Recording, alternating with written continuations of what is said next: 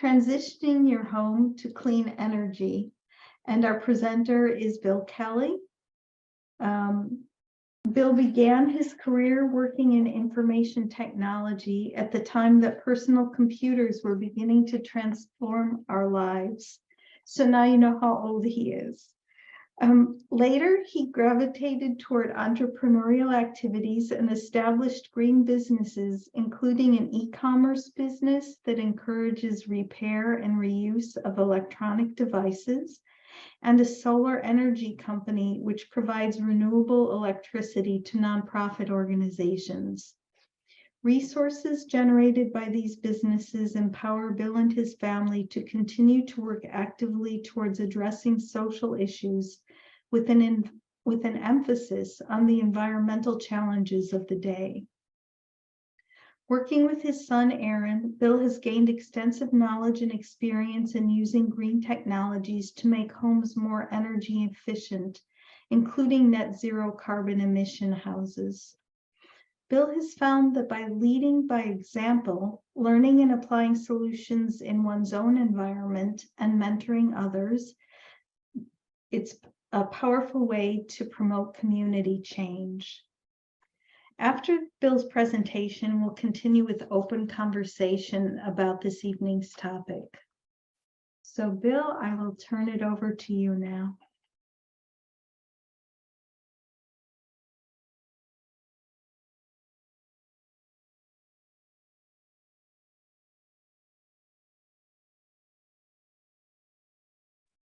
You may need to unmute. Good idea, Eric.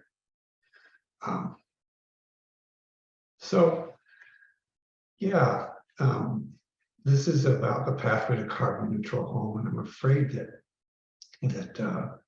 we have implied somehow that home means the house.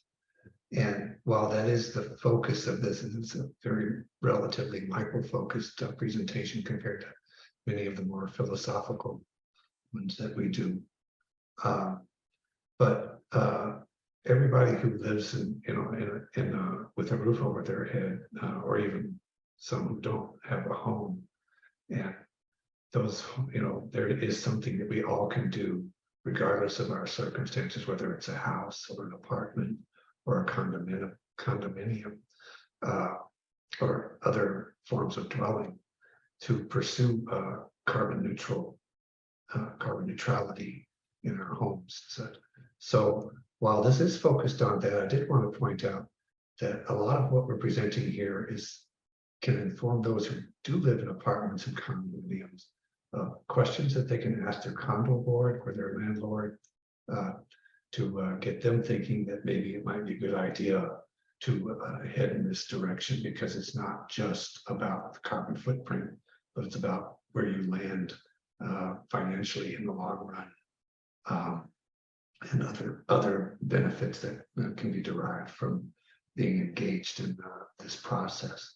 So hopefully the people who do have houses and who are here tonight can learn a lot to actually begin going down this path in the realm that they have control over. And that, as Sherry alluded to, one of the reasons that you would want to do that is because it sets an example. And an example of an example is that this house that I'm sitting in right now, Aaron and I built a relatively large, very visible solar array in a desert of renewable energy, where in fact at the time it was frowned upon in about 2018. And with the energy crises that we've had and time passing, we come back here and we find that almost every house on the block now has solar panels. And we've had this phenomenon in places where we've done solar, including Vermont and other locations here in Texas, where just by doing it, it takes a little while, but then suddenly everybody is looking for how you go about doing it. So it's setting an example is one of the value of doing these things that we don't really calculate in terms of our cost and our personal benefit. it's a form of teaching. It's a form of affecting and becoming a useful part of your neighborhood. And that, of course, helps to mitigate the climate crises. So the helping to mitigate climate crises is just one thing about reducing our carbon footprint. There are several things. The other is that by doing what you need to do to pursue a carbon zero home or carbon neutral home, you wind up creating for yourself a cleaner, healthier, and more comfortable home environment. For example, drafts, ventilation, and moisture issues can be resolved with proper home sealing and ventilation equipment. You can improve air quality and make your home safer by replacing fossil fuel burning equipment with electric. And that's pretty much a common sense, also science-backed statement. So the other reason why you would want to do this is because there are financial benefits. Essentially, what I find to be the best example of how to go about doing something, making good things happen, is by showing that if you make good things happen, if it's truly a good thing, there's probably going to be financial benefits. That doesn't mean that you do it because you want financial benefits, but it just turns out that by doing what is beneficial to society and to humanity has its inherent material rewards, and that's been our experience as a family. Specifically, you're going to reduce energy costs because you're essentially not using as much energy. Also, you're going to be protecting against energy price inflation. So as you know, whether it's electric or gas or whatever energy you're using, it tends to go up over time.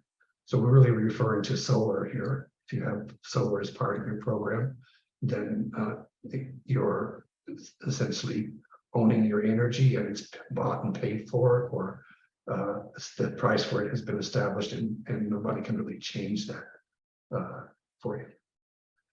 So let's go into the overview of process of doing this. Let's say you own a home. What do you need to do? You need to assess your situation, your home.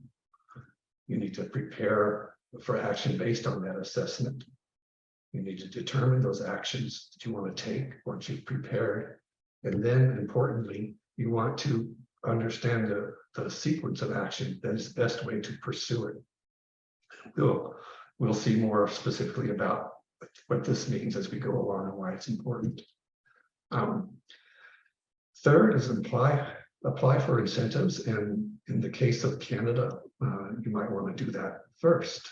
And as a matter of fact, Canada, in its federal program, and what I consider to be a good example of good governance, is it requires you to get an assessment of your home before you can proceed with getting incentives and such as that. So you want to make sure that if there's dollars out there from your government to help you do this process, that you use those dollars. Fourth, you want to get proposals. And fifth, of course, you want to make decisions and get to work, proceed. And beyond that, when you're done, you want to monitor and evaluate outcomes, and then you move forward from there. So we're going to talk about assessing your home very quickly. You need to obtain an energy audit. You can do this professionally, which is required again for a lot of the incentives in Canada, but not necessarily in other places. But it's very, very useful. It's just a good way to start doing this, no matter what your policies indicate where you live. So you find out how much air your house leaks, how much heat, what your insulation levels are, how well sealed your house is, what your energy bills are, and what kind of energy you're using, and how efficient are the appliances and your furnaces and such as that. That's essentially what an energy audit does, is it goes through your house and it says, here's what you got, folks. You're blowing money and fuel and you know out the window in these arenas. And if you repair them, there's a cost and there's a benefit and and you're on the pathway toward carbon neutrality. So the building envelope integrity, you check for air tightness, insulation levels. You're using and you're seeing what opportunities there are to save energy and how you're using energy that might be improved upon as well. And of course, you're seeing the carbon reduction opportunities, which is what's happening with the transition from burning fossil fuels to electric, assuming that the electric is created in a renewable fashion, such as hydro or solar.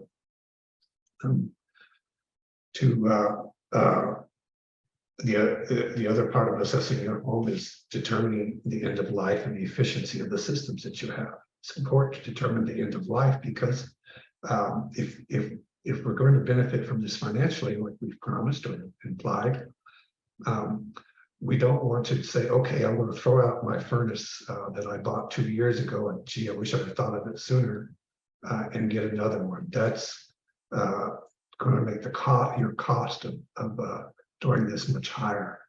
So if you know your furnace, on the other hand, is 13 years old, and the life of your furnace is 15 years, the average life of your furnace is 15 years, then you can safely say, let's look at replacing our furnace with a heat pump or something, efficient like that. So you want to. This is why you want to determine the end of life, and a more efficient system can be purchased. That's great to do, but not if you have to throw out your investment in the system that you have, and if you made that recently, because believe it or not, money has a carbon footprint as well. So it's not just that we're insisting that we do this and make money in the process, but it's also wise to be frugal with how we do this, because there is a carbon footprint associated with the money that you're spending. And here is an example of some of the areas where you would want to determine that furnace, air conditioning, water heaters, appliances, and car. And then assess your electrical capacity. That's important because it requires dollars. If you look at the picture over on the bottom right-hand side, you'll see a panel. And if you don't have enough capacity on that panel, then bringing in a heat pump might be more expensive than you thought, because you'll have to pay an electrician to replace your service panel so that it can deal with more electricity. So you want to know about your electrical capacity when you get your home assessment. So once you've got all this stuff under your belt, and you understand, you've got a report from the person who did your assessment, or again, it could be professional, it could be amateur, like Aaron and I consider ourselves amateur. We're happy to go through your home and do that upon request and give you an assessment. Or you can just do it yourself with using common sense and research and knowing what to look for and giving an understanding of how your house functions as an ecosystem around energy. So once you do that, you want to start preparing for action. What that means is study your assessment to figure out all of these things that we discussed earlier.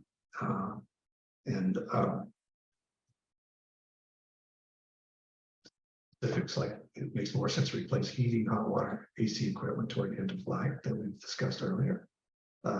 Determine the sequence of action. So this is important here, because when you determine the sequence of action correctly, you are applying the principle of what I call low-hanging fruit. And that means, for example, if you just do insulation, let's say you're on a budget, you can't do all of the things that we're talking about that you should do to get to carbon zero. If you just do insulation and sealing and change your light bulbs, your payback is going to be 18 months to 4 years in terms of how big your house is, and the various dimensions that determine how long your payback's going to pay back, anywhere from 18 months to 4 years. And that's very good. And at the same time, you have reduced your energy, your electric bills, and are immediately don't have a big impact on your carbon footprint. So if you never get beyond this point because your budget doesn't allow it, or other circumstances make it difficult, or you lose interest, just doing this will have a huge impact on your overall carbon footprint, as well as your electric bill, or your gas bill as well, because you're insulated against heat from gas or electric. So once you've done that, you have a logical sequence for the subsequent action. So now that you've got your energy reduced, guess what? You don't need as many solar panels to heat your house, because you've insulated. This is why we have sequencing as being important. If you want to look at, before you take these actions, you want to look at what is your budget, and what are the local incentives that kind of push you toward making that being a good idea, and makes whatever your budget is work for you. And of course, what you do, everything you do first and second and third is going to be impacted, or going to impact the benefits of what you do next. So you essentially building on benefits. An example is a well-insulated home requires smaller investment for further improvements. For example, heat pumps, solar, all of those things. You need smaller heat pumps. You need fewer solar panels to essentially heat your home, because you've done that. And the savings from the first actions help to fund the follow-up action. So the money that you're saving from your insulation, you can put toward paying for your solar panels. And so these things, they build on each other and starts working for you. You're getting on the right side of the curve of doing things that make your life better, while at the same time being kind to your pocketbook. So as far as the apply for incentives, you have to, that essentially requires that you become informed about your federal, regional, and municipal incentives. Now, our family has a foot both in the US and in Canada, so we have some knowledge of the federal realm. And of course, we have some knowledge of Ontario, and we have some knowledge of Vermont and Texas. And we're able to be helpful in those arenas to anyone who wants to know. But generally the research, just by searching for renewable energy incentives, Ontario or Ottawa, they all have their own programs. And once you understand them, you see a big pile of money sitting there waiting for you to do something that you need to do for yourself anyway. You just have to match that with your own funds to get it going.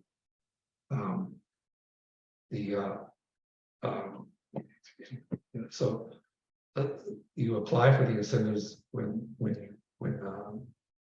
you're about to do something. Like, for example, if you know that there's a solar program coming in April or this year, which just happens to be the case, a whole lot of like 30% incentives in Ontario, and I think federally.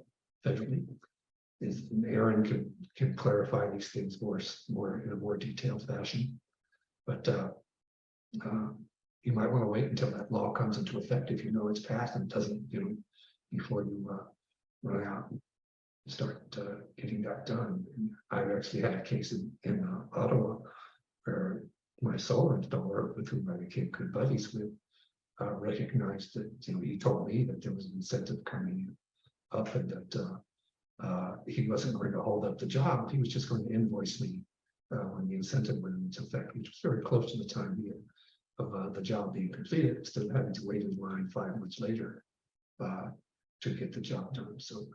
So you want to, be savvy about your timing and with relationship to incentives. And of course, you want to keep every iota bit of documentation that you can, because excuse me, at least in Canada, I know that they will ask you for triplicate So, and I put a note down there that in Canada, you need to do your assessment before you start any of this stuff, which is a good thing. Okay. So the next step is to get proposals. And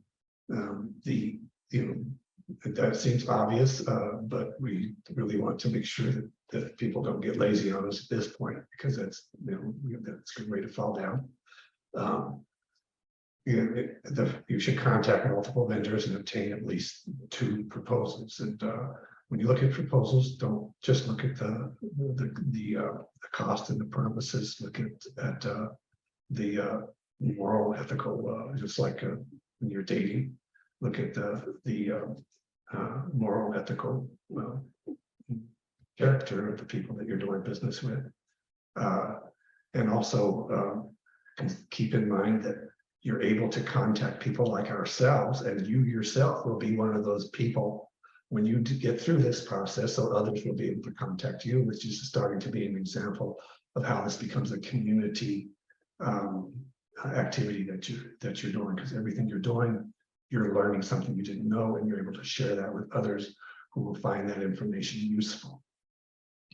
So compare approaches and price. Reach out to others who've done this to get contractor suggestions, another kind of obvious thing, but if you know someone who's been doing this, then then take them some kebab or something, and make friends with them and get the information that's going to help you like avoid pitfalls of getting the wrong contractor. Yeah. So you've got all that, you've got your assessment, you've got an understanding of how you want to approach things and what your budget is and all these dimensions that you have to take into account to proceed, and you're ready to do something. You're tired of talking about it. So that's kind of what you do is the typical actions. You start off insulating and sealing your house. You get the benefit from that. You can add smart thermostat, which recognizes when you're not home and turns the temperature down, and recognizing your living pattern and adjust things accordingly. Very what I would call low-hanging fruit in terms of the payback that you get for these kinds of things. When you're ready to spend some real money, you've got say you have your furnace is ready to retire soon, or any of your other appliances, then those are the ones you want to retire first.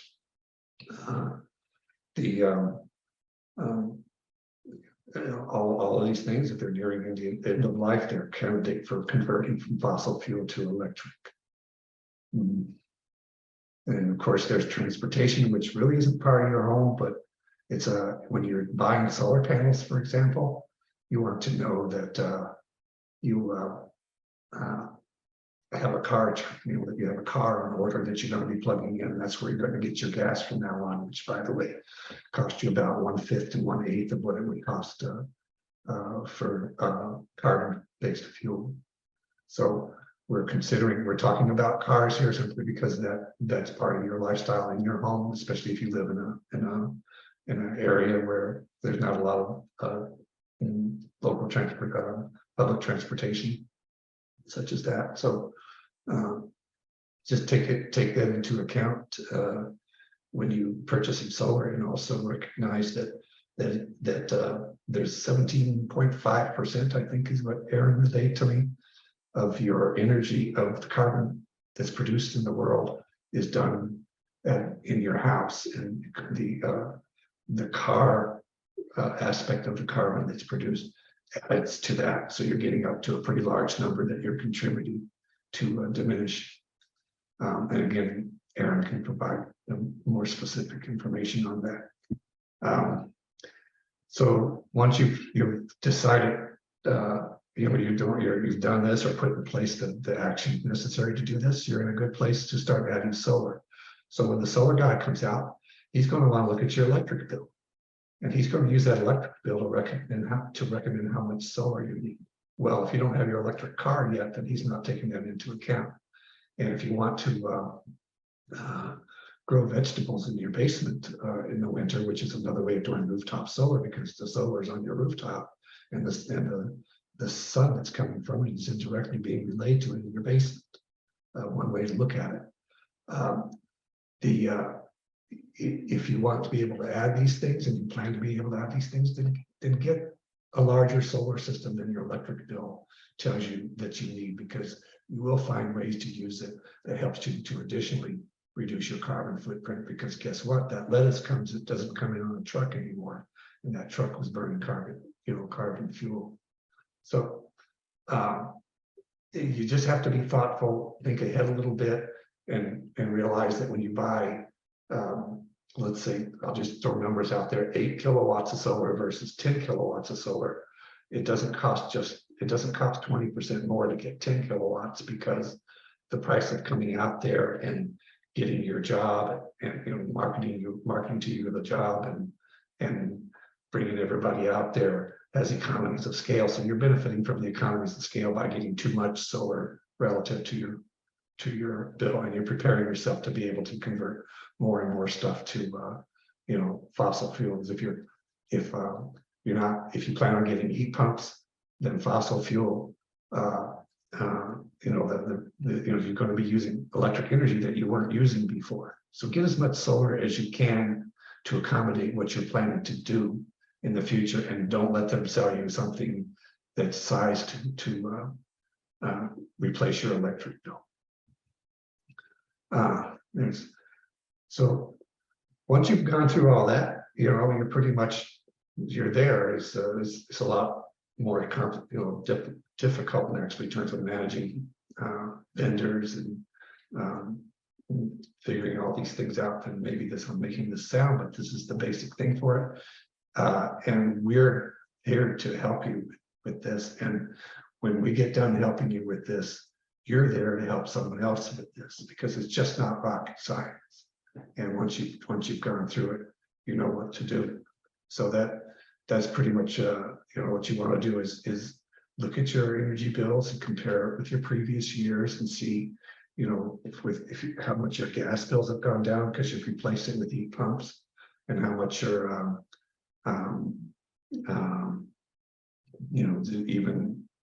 like if you replace your electric stove or your gas stove, that doesn't seem like you're going to save a lot of energy, but it does.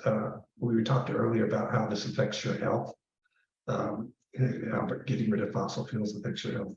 Well, there's studies that are out now that show that tremendous amounts of nitrogen oxide is produced, as well as other residual particulates and gases when you use a gas stove.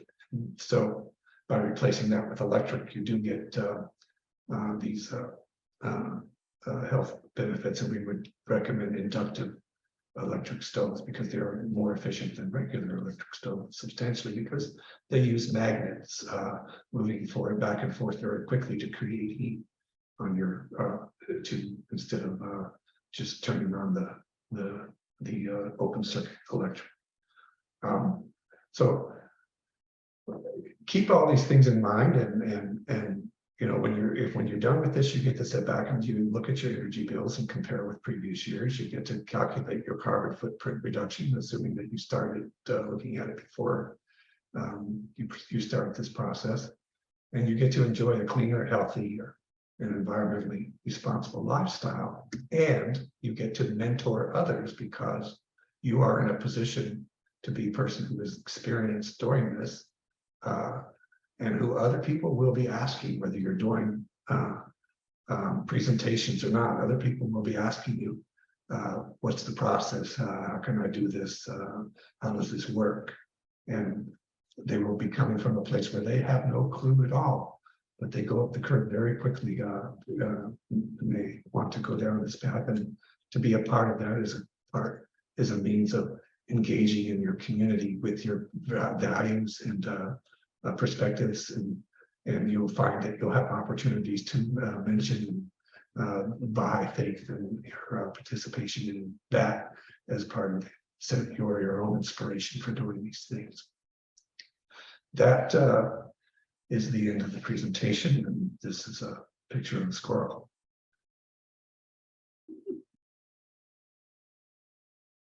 Bill, thank you so much. That was very informative and interesting, and most helpful for those of us who are considering our own path to reducing our carbon footprint. It's really helpful to have a guide who can help us get started on that path and show us a way to initiate that and put our thoughts into deeds and actions. So thank you for your presentation. And now we will have the Q&A discussion consultation portion of our cafe. So I open the floor up to anyone who would like to make comments or ask questions, or talk about carbon footprint reduction in their homes.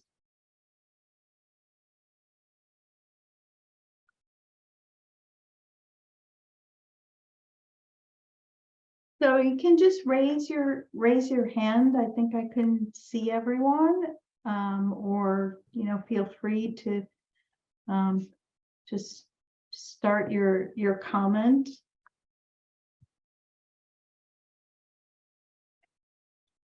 Muget? Yes, I was curious. The solar panel in winter, and when there's a lot of snow, does it melt the snow? Excuse me. Is the snow melt on them, or are they still working? That's a really good question, and the answer is that for a good part of the winter in Ottawa,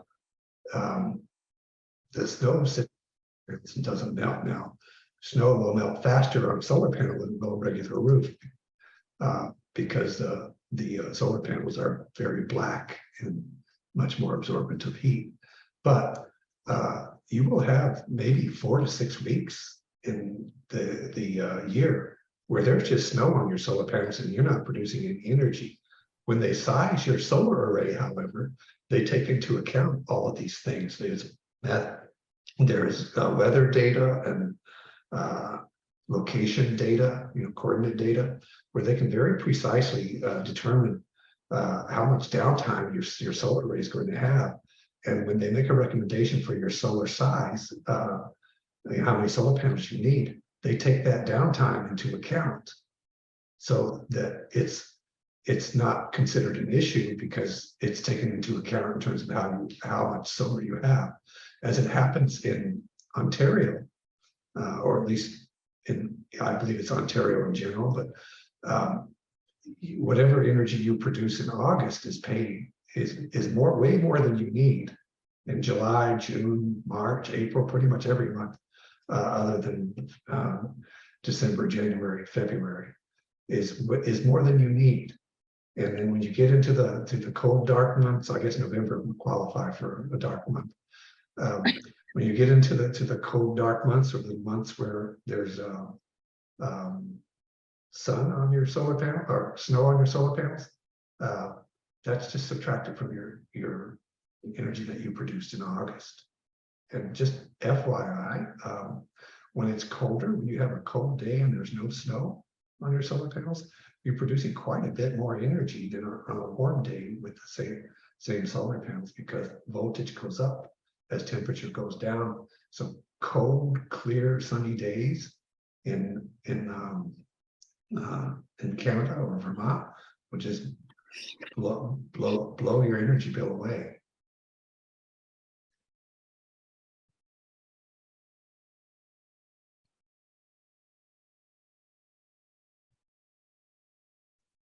Thank you, Bill.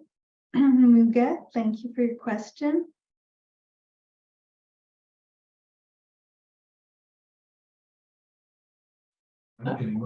I had a question about insulation, Bill, because I think it depends on what your house is made of, how easy it is to put insulation in, or how expensive it is. It can be quite an expensive venture, and I know from your Vermont experience, you actually sort of took apart the house in order to make it fully insulated. There are, obviously people have a variety of houses. We're in an old one that's brick and has plaster walls. So it's pretty difficult. You really have to take off all the plaster and put in insulation. And I think there are other, like, I'm not sure, for instance, Mark's house, I don't know what's the difference between a house built in, let's say, the 60s? How easy is it to do a major job of re-insulating?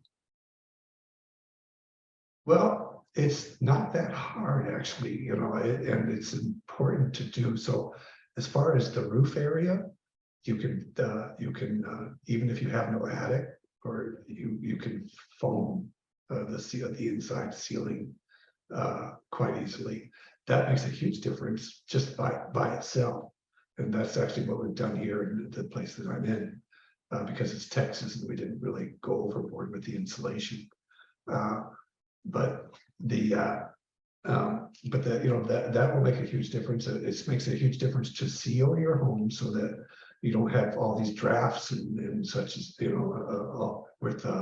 know, and where energy can escape. As far as walls go, we actually have a property where our business is at here, where we had them come in and they drill little holes, and it's not that expensive, actually.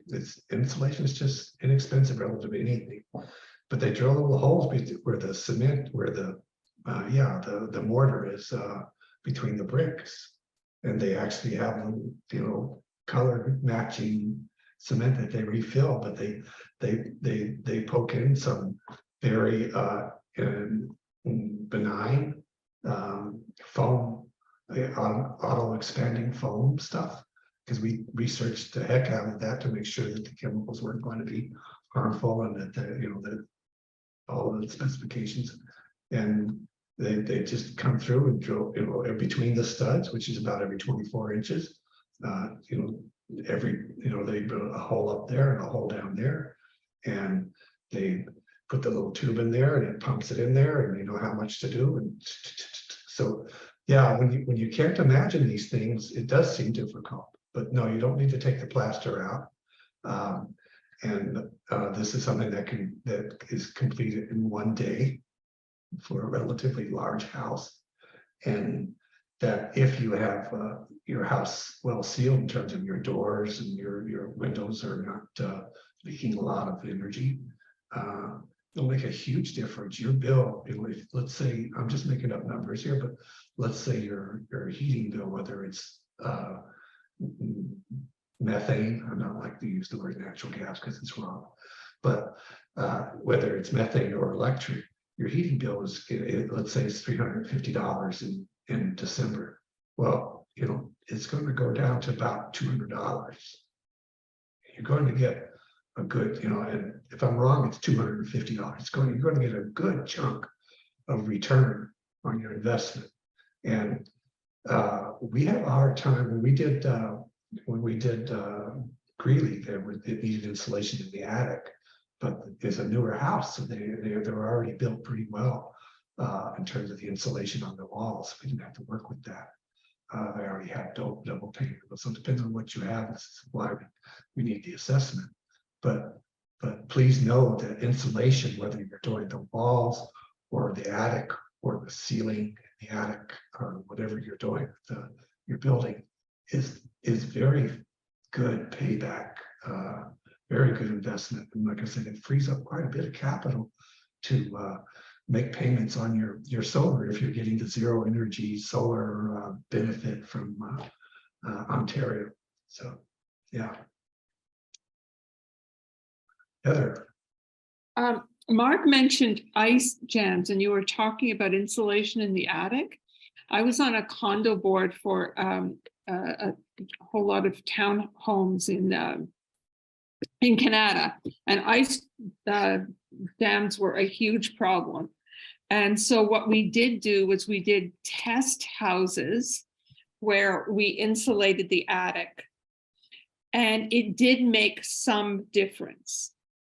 However, just it made a difference how warm the house was more, I think, than than fix the ice dam problem, although it did make a little difference. What made the biggest difference was changing the gutters and making sure that the gutters stayed open. So to have like industrial sized gutters, because we lived in a place with a huge number of trees. And even if you cleaned the gutters, they would be full again.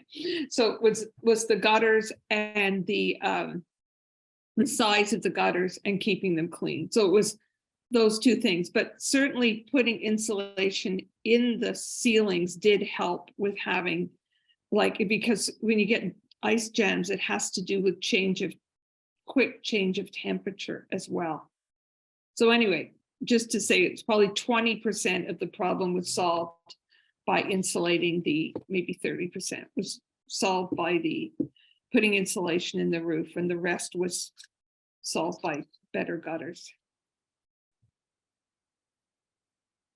So insulation does have other benefits beyond keeping like heat in the house.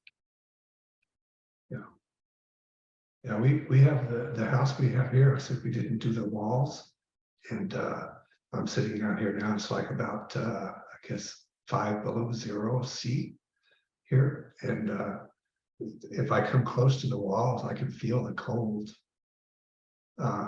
I mean, it's just like a huge difference, and you know that's not just telling me I'm throwing energy out the door, but it's also telling me that I'm not comfortable. So and also if there's that kind of a difference between my walls and my interior, I'm going to have condensation, you know, that I need to be looking out for, because that will, you know, that can contribute to. You know, so I need to, you know, to relook at this. I mean, it's zero energy because we got put so many solar panels that there's no way that you can, you know, use you know, or zero carbon, because there's no way that you could not offset everything else that we're doing. So because we have 2 acres here, we use the land for the solar panels as opposed to sheep. Well, go ahead, Helen. No, you go, Mark. I already talked. I would love to see if there's some kind of a list of some of the vendors that we can approach for these different things. I don't know if Aaron has such a thing and whether he could share that with us. I'm having a terrible time finding people to do what I think needs to be done here. We do have a couple of vendors that we used, one like for the insulation in the house here, and that I think they did a pretty good job, and another for the heat pump that we had installed. I know Diana Cartwright also had a heat pump installed, so there are others. I don't know if you know her, but there are others in the community who have had this kind of thing done that we could also pull and see who their vendors are and try to create a list. So that is something that should be doable. It's a good thought. Yeah, it's exactly what we want to do.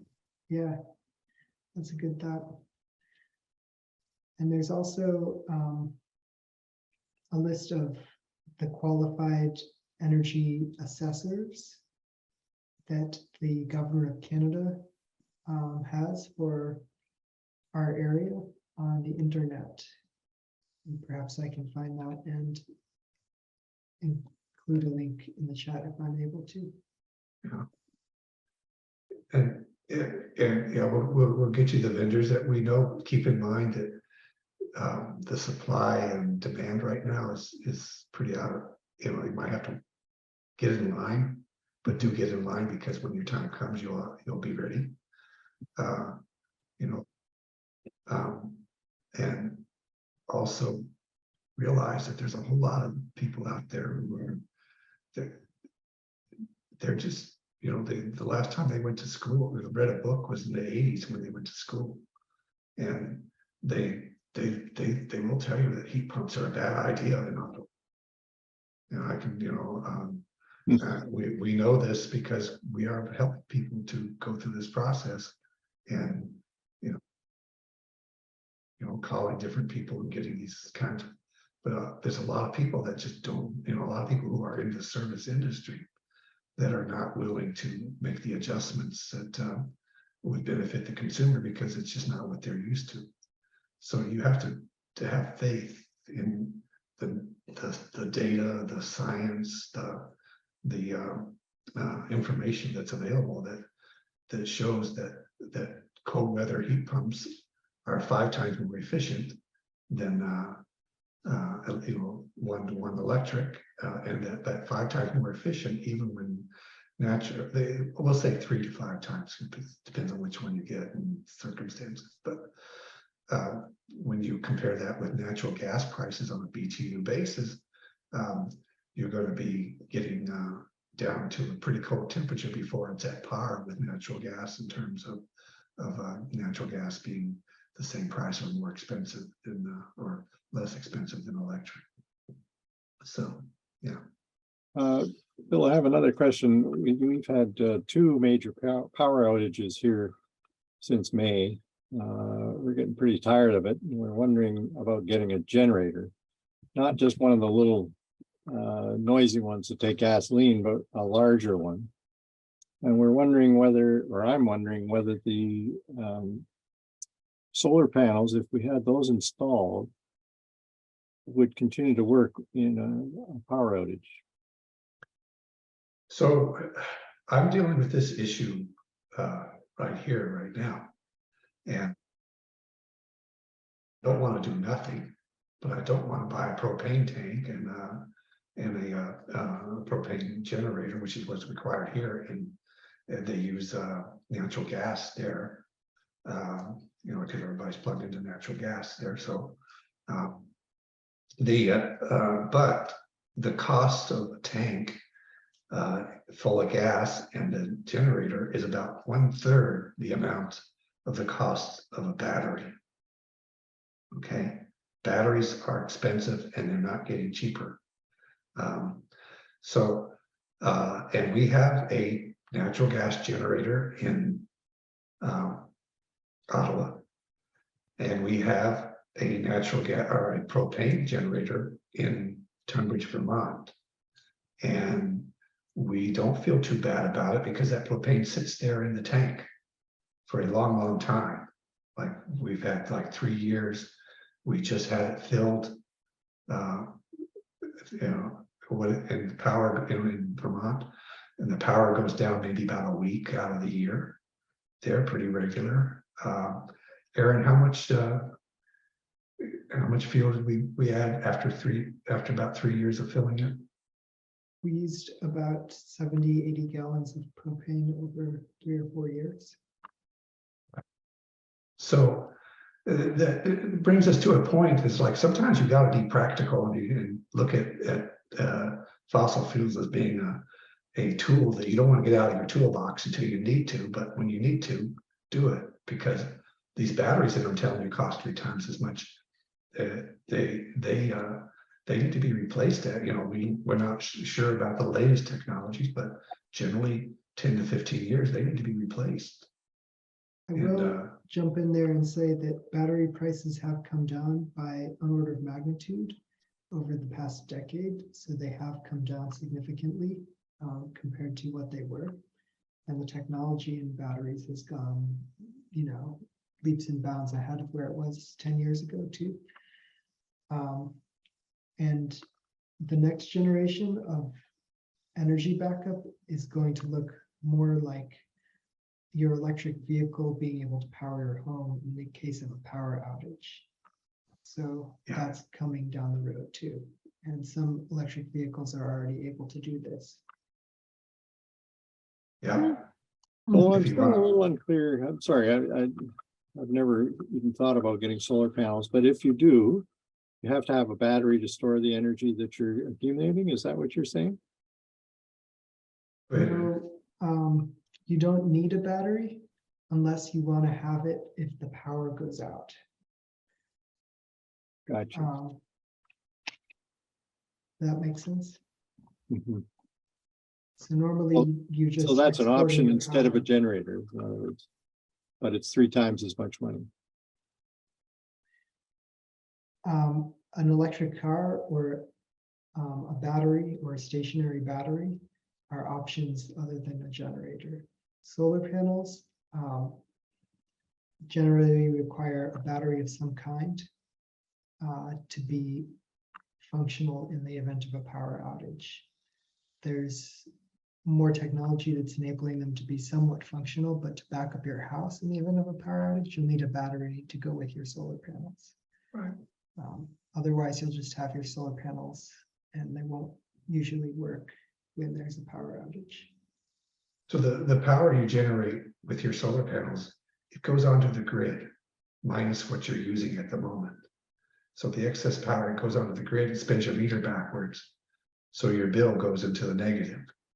And then when the wintertime comes, that doesn't happen so much as someone asks about, we'll go out to ask about snow. So the grid is your battery, and it's not free. I think they charge like $35 a month or something just to be hooked up to the grid.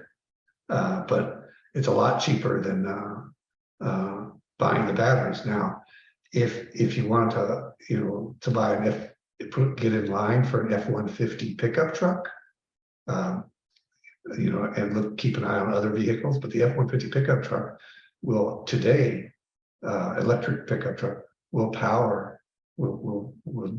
be a generator for your house. It can power your entire house, and it's renewable, so that while your house is using your car, your truck's or your car's battery, the solar panels are refilling that battery.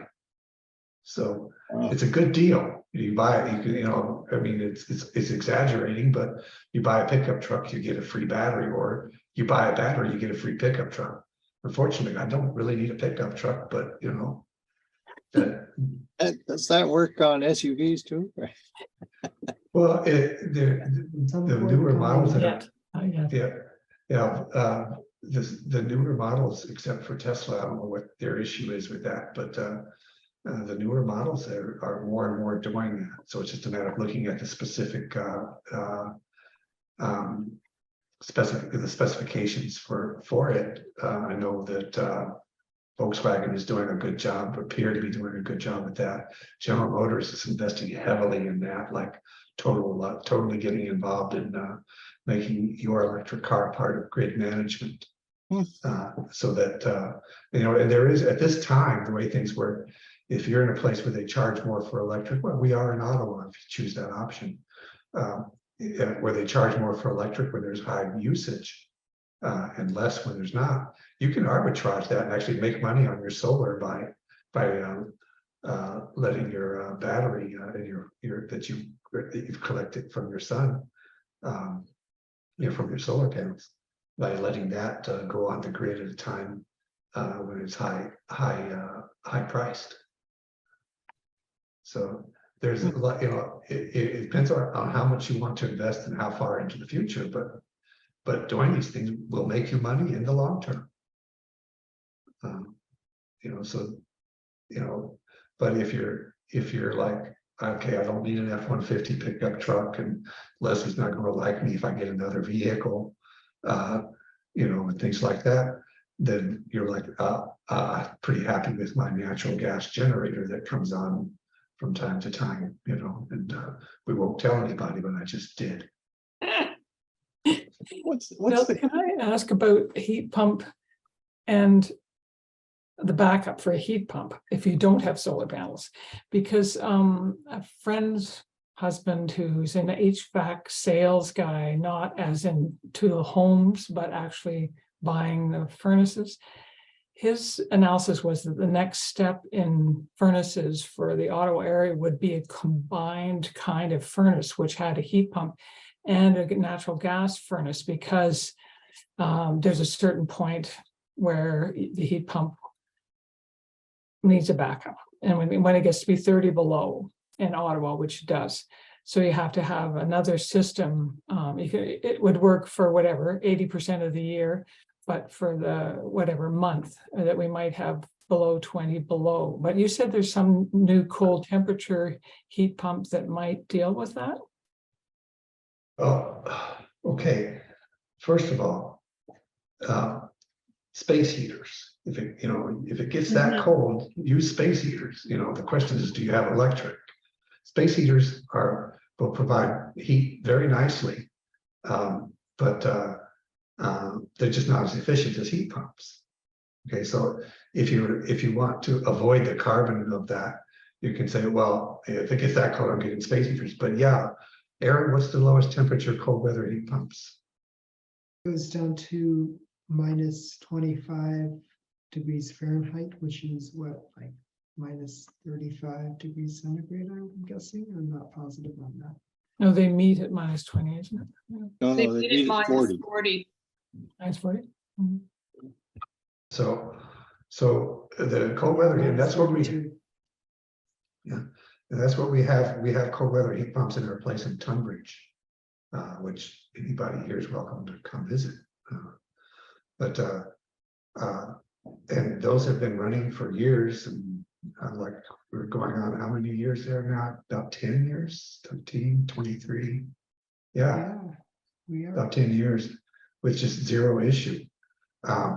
So so that having been said, like, in other words, the trite answer is, if it gets that, it gets so cold that your cold weather heat pump can't deal with it, get a space heater or two, and get through that, period of time. And you're good to go. You might have a slightly higher electric bill or less offset from your solar than you would normally have, and that would be the cost of that. But also the question kind of digs into my closet again, and I have we have at Greeley, where Aaron's at right now, we have a hybrid system that is natural gas will back up we left the hybrid and the natural gas system with in place. We have a combination gas furnace and heat pump, and we actually saved a lot of money at the time by not getting a low energy heat pump, because it costs quite a bit less than a regular heat pump, which takes you down to, Aaron. Our heat pump that's not cold climate heat pump goes down to 5 degrees Fahrenheit, which is minus 15. Minus 15. So then that natural gas kicks in, and guess what? The Kelly family's burning fossil fuels at that point. But overall, we're close to zero energy because where we're not. So, but we all grew up. Most of us grew up, during the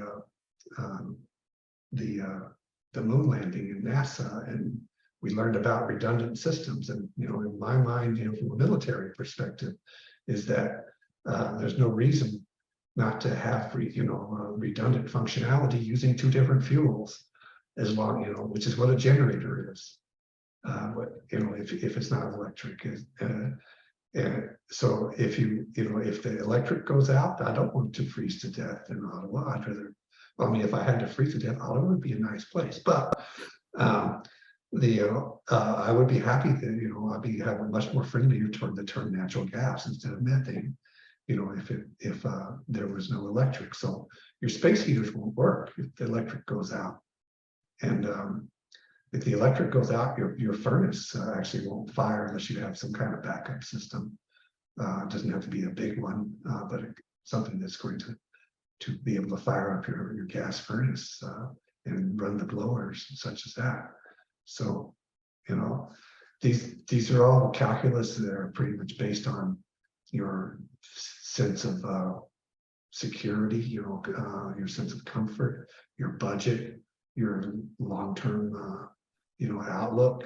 Right now, frankly, I can't wait till my hybrid system becomes near end of life, so I can get a hot cold weather heat pump and some space heaters. But I would still recognize that, hey, if this goes wrong, it'd be nice to be able to turn this thing on, being that this thing being the fossil fuel fired thing. If we're dead because we froze to death, we don't have much of a carbon footprint. But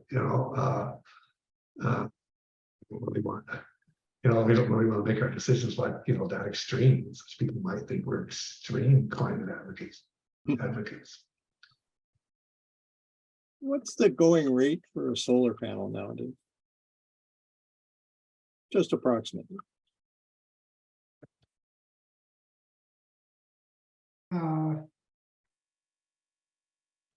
It depends on the size of your system and whether it's mounted on the ground or on the roof. Roof tends to be a bit cheaper than ground-based systems. And there's more economies of scale to larger systems than there is to a smaller array. So typically people would purchase more than one solar panel at once. Mhm.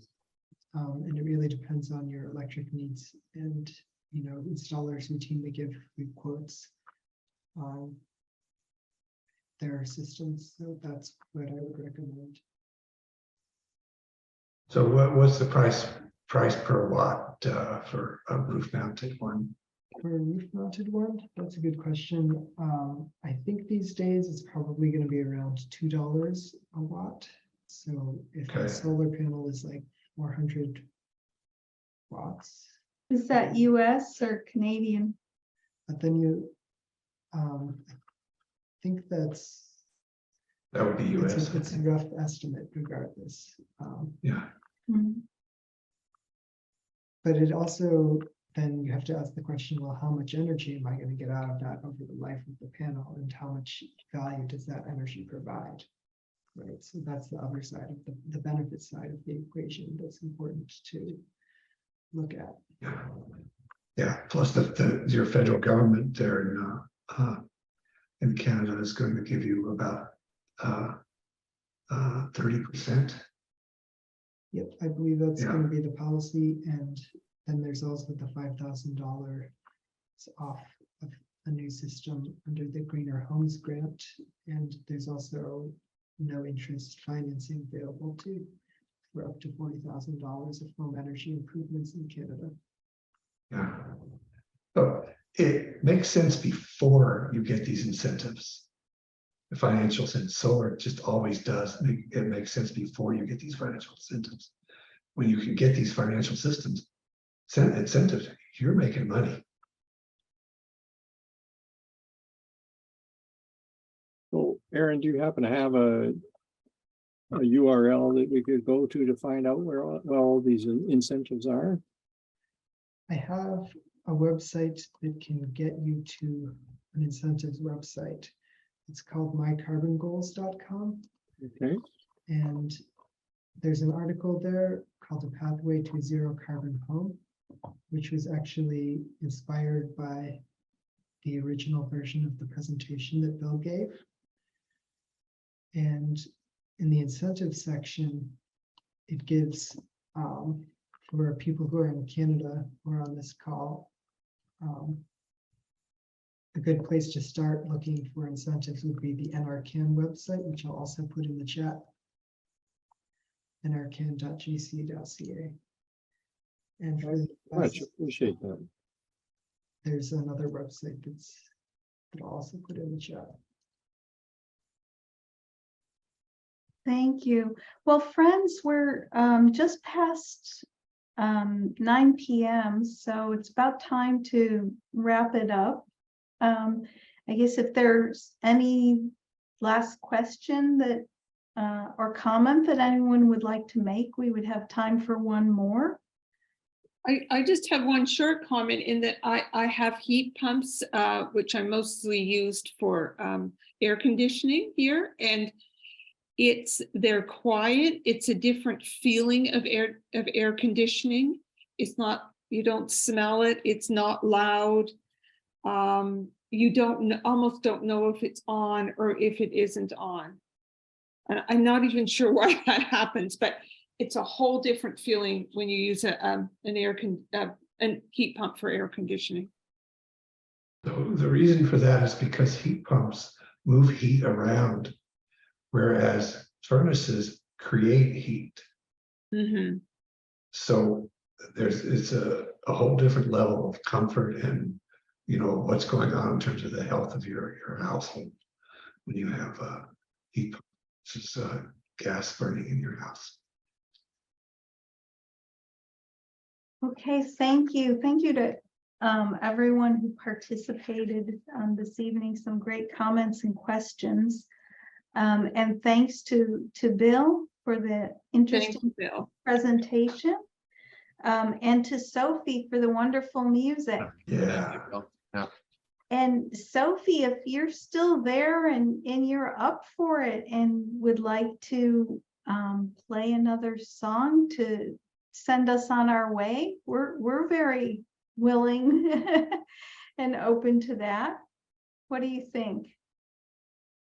Sure, let me grab my guitar. I moved rooms. Sure. And while you're doing that, I'll let the folks know about our next environmental cafe. It's going to be on Tuesday, February 28th. And our presentation will be by Catherine Fournier, and it's entitled Indigenous Knowledge and the Environment. So I'm sure that's going to be very educational for many of us, and very interesting. So we hope that you can join us for that one.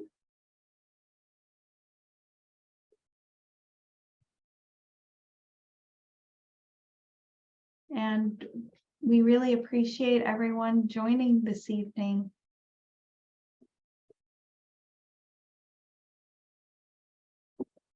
Thank you, Sophie, whenever you're ready.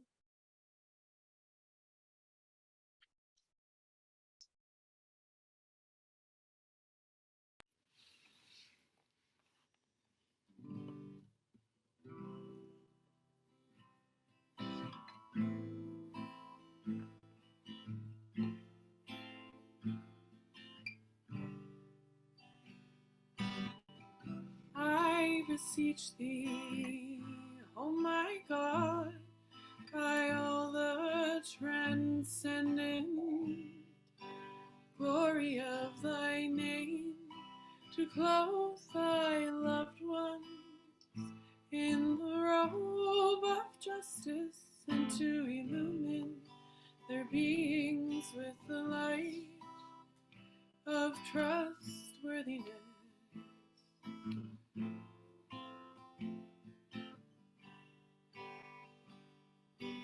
Thou art the one that hath power to do as he pleaseth, and who holdeth within his grasp the reins of all things, visible and invisible,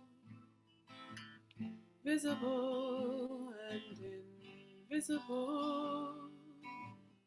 I beseech thee, oh my God, by all the transcendent glory of thy name, to clothe thy loved ones in the robe of justice, and to illumine their beings with the light of trustworthiness.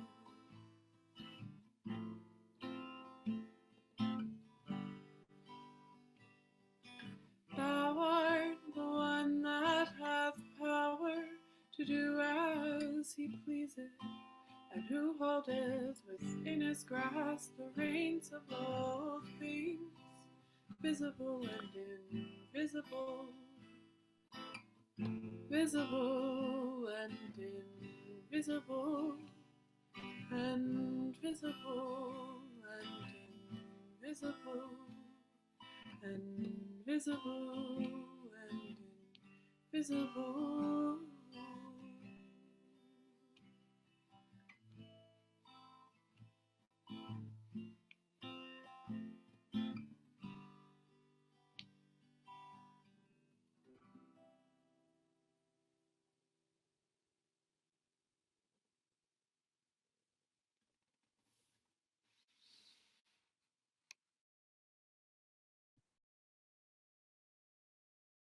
Sophie, thank you so much.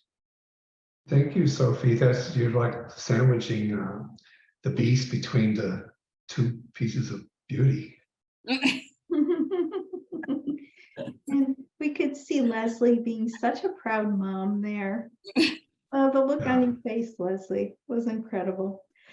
Everyone, take care, stay safe and well. Mhm. We'll see you next month. Thanks Yeah. for coming. Okay. Bye-bye. Night. And even see you in Ontario, Sherry. Yes. Maybe. Thank you, everyone. Bye, Bye. Eric. Good to see you, Eric. Bye. Hi, Sherry.